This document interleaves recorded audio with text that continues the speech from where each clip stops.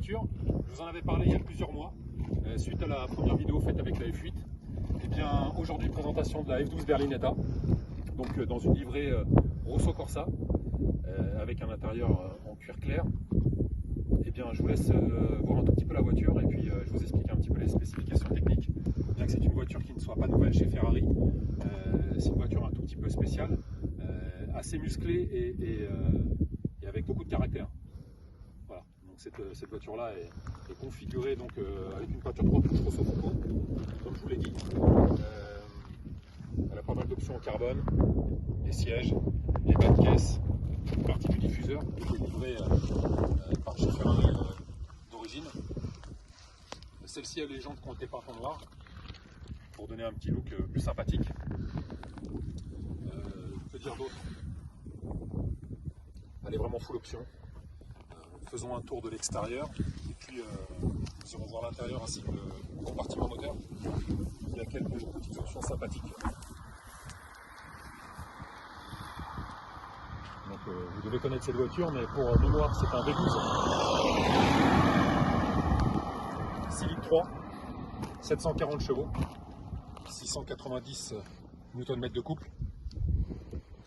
Une voiture qui n'est pas très légère, qui fait quand même 1,6 tonne de mémoire environ. Que dire d'autre? Celle-ci est équipée d'un échappement qui est en Inconel, donc c'est comme du titane mais plus léger.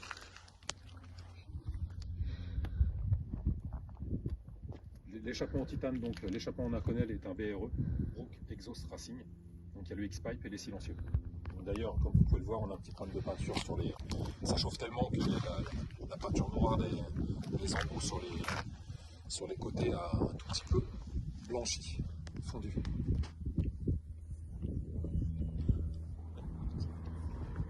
Vous ouvrez la porte du véhicule pour voir un petit peu l'intérieur. Voici l'intérieur du véhicule. Donc chez Ferrari, cette couleur s'appelle Cuoio. Cette couleur s'appelle Cuoio. Donc on a des sièges carbone. On a effectivement beaucoup de carbone, y compris les portes. On a bien sûr le volant en LED.